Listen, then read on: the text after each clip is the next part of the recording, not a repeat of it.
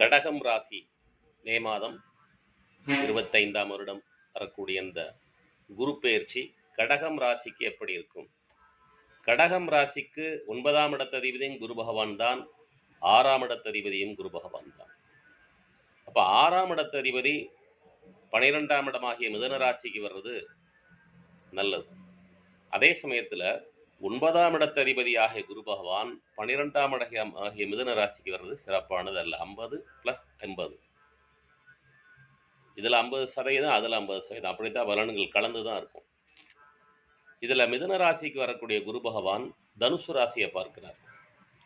தனுசு ராசி கடகத்துக்கு 6ஆம் பாவம். அப்ப 6ஆம் பாவத்தை வரப்ப நோய், கடன், எதிரி எல்லாமே மட்டுப்படும். இதுவரை இருந்த கடன்கள் இருந்தால் தீர்வதற்கான சூழ்நிலைகள் ஏற்படும். நோய் இருந்தால் கொஞ்சம் கொஞ்சமாக குறைஞ்சிடும். இது 7வது பார்வை. மிதுன ராசியிலிருந்து குரு பகவான் 5வது பார்வையாக துலாம் ராசியை பார்க்கிறார். அப்ப கடகராசிக்கு துலாம் ராசி 4வது இடம். 4வது இடத்தை பார்த்தோம்னா சுகம் ஏற்படும்.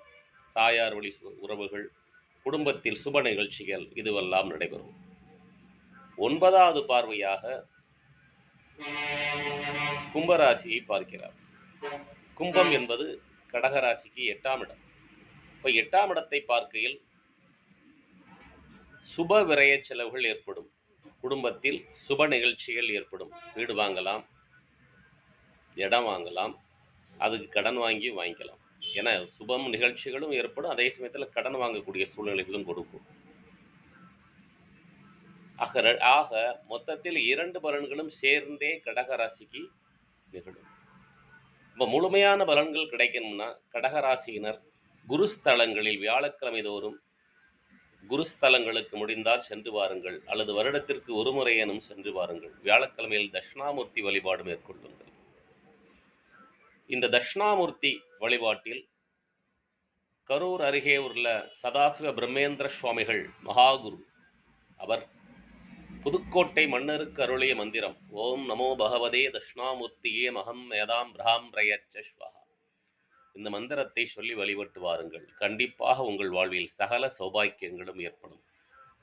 நன்றி, வாழ்த்துக்கள். உங்கள் ஜாதக ரீதியாக நீங்கள் தெரிந்து கொள்ள வேண்டுமென்றால் என்னை தொடர்படலாம். எல்லாமல்ல இறையலின் சக்தியாலும் அந்த இறையல் எனக்கு கொடுத்த 42 வருட ஜோதிட அனுபவத்தாலும் உங்கள் ஜாதகத்தில் உள்ள சூட்சுமங்களை தெள்ளத் தெளிவாக இறை அனுமதியுடன் சொல்லித்தர முடியும். வெற்றி நிச்சயம், வெற்றி நிச்சயம், வெற்றி நிச்சயம்.